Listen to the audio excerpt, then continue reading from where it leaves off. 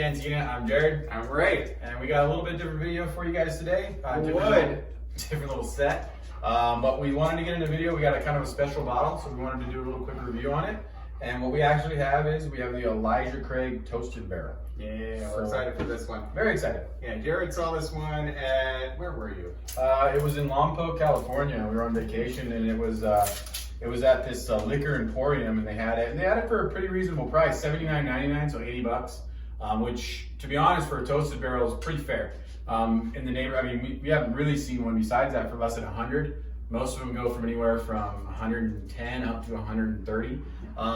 Pretty touted bottle, I would say. No, he shot me the text, and my gut told me right away we got to get that. Yeah, we got to try to pick that up and see how it is. We love Elijah Craig as it is. Right, which we do. We have the Elijah Craig single barrel, which I think we actually have down here. If you want to pull that one up, we do. So we have the Elijah Craig single barrel, which we actually enjoy it.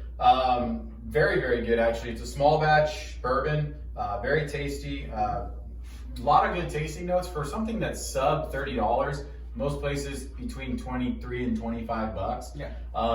Very, very good. I do suggest this Elijah Craig small batch. So the cool thing about this is how it's an extra aging process, right? Where they put it into a lightly toasted barrel, correct? Correct. So similar to, which we actually have a bottle here, we're not going to do a comparison, but we wanted to bring it out only because it's the Woodford Reserve Double Oak. So literally, the idea behind this is you age it in your barrels for a certain amount of time, your main period of time.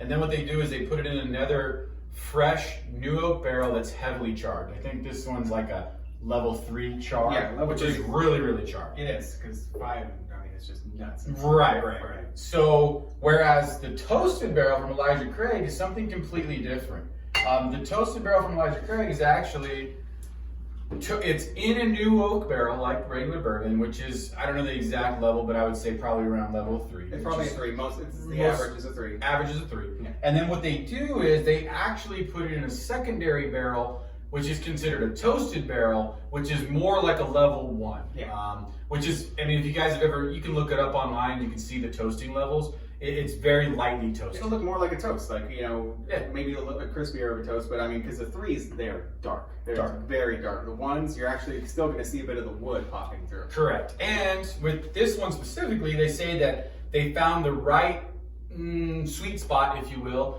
to really get a lot of the sugars and a lot of the caramels out of the barrel and into the sweet spot. To bring out some of the sweetness, and to try and get that infused with the bourbon. And supposedly, from everything we've heard, they do a really good job. Again, this is our first time trying this. We were happy to get our hands on this bottle. So this is completely blind for both of us. We just popped this thing open.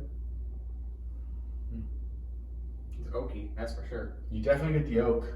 Yeah. I thought on the nose I might get a little bit more caramel. Yeah, me too. But I don't. I'm picking, I mean, there's more ethanol than I thought there would be. What is the proof? At 94 proof, I'm a little bit surprised by that.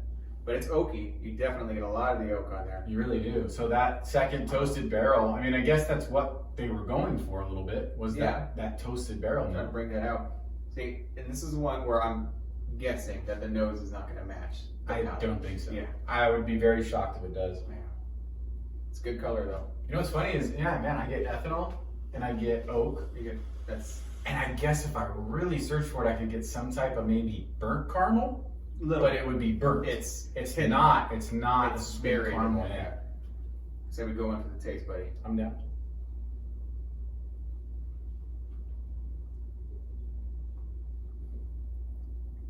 Okay. That's different. That's definitely like a charred vanilla, a burnt vanilla. Well, I'll tell you the truth. You were right. The smell versus the palate is completely different. Yes. But you know what's funny is I've heard it before. Toasted marshmallows. Okay, there it is. Yeah. I was thinking like a burnt vanilla or. Is that not like vanilla, like a sweet? You know, a toasted marshmallow, you get the burn, but you get the sweet. Yeah, because you still get charred on the palate a little bit, but there's that sweetness that comes up. Yeah, it's a light sweetness, like a marshmallow.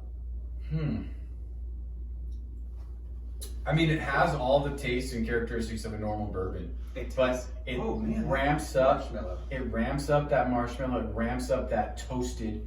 I mean, shoot, I keep saying toasted marshmallow, but it's a toasted barrel. It absolutely reminds me of Elijah Craig, obviously, but just elevated. Elevated. Yeah. And not only elevated, but elevated as far as it's been aged longer. It's been aged to a higher char for sure. It's accentuating the flavors that exist in your regular Elijah Craig. I keep wanting to say toasted marshmallow, and the damn bottle is called toasted barrel. Yeah. And I keep using the word toasted, but it really is, right? Yeah, it's like I would guarantee you that there's other people who've landed on that exact same flavor. no. I'm not saying that. I'm saying the word toasted. It's just funny. I'm using the same damn word that they were shooting for in the first place, and it's just funny to me. But that's it though. It's there, man. It's there, and it's good. It's good. It's man, it's interesting. It is considered, I believe, I think it's considered an allocated bottle. It's a limited release. Yeah. They've been doing it for a little while now. I don't have the exact date on when they first did their initial release of this. It is sought after, so when I say allocated or not, it is limited quantity. It is sought after. It is hard to come by. Do you have any clue what the mash bill would be on this? Because I didn't look it up. I don't, and honestly, I think it would be very, very much in line with this. Picking up on a couple spices. There's some spiciness to it to me that I enjoy. I don't remember the mash bill on this, but if I do remember correctly, I know it was 70-something corn, and it was medium rye content. So I would say if I had to guess, this is probably going to be in the neighborhood of between 12 and 14 for rye. See, and I can see that. And I was going to say, a little bit it tastes like a 13, 14 rye to me. Now the question I have for you is, I don't think this is bad. I think this is good. Is it worth $80 or potentially $100? Not $100. I don't think it's worth $100. I think if I could find this at a $60 price range, I would literally buy it every time I found it. $80, I don't think it was a bad price. I think we got what we paid for. I just don't know if I would buy it every time I found it at an $80 price. It really does taste like freaking marshmallows. Even when you throw the toasted out, just think of marshmallows when you go dig into it, and it's really good.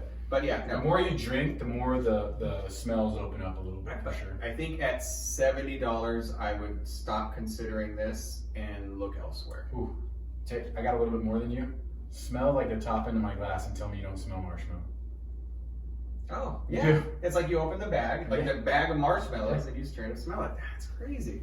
So they did what they were shooting for. Yeah, there's flavors to be found in this bottle. I just don't know if it's worth spending over $65, $70 for. It's tough, but it's good. I think we got a fair price at $80. Honestly, I think we got a fair price. I don't think we got burned. I think if I would have paid $100 or $120, I probably would have been a little bit more on the fence. But I think what they did was good. Yeah. Again, it goes back to me. I mean, I'm not a big fan of this overpricing of bourbon that is good, but not.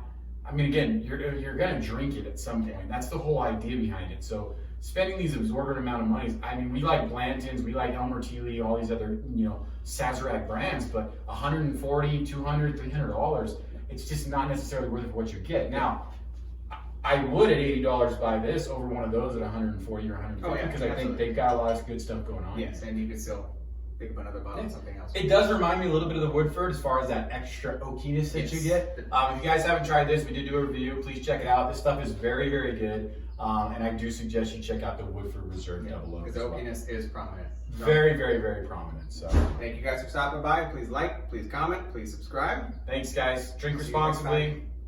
Cheers. Have a good one. Bye. Cheers.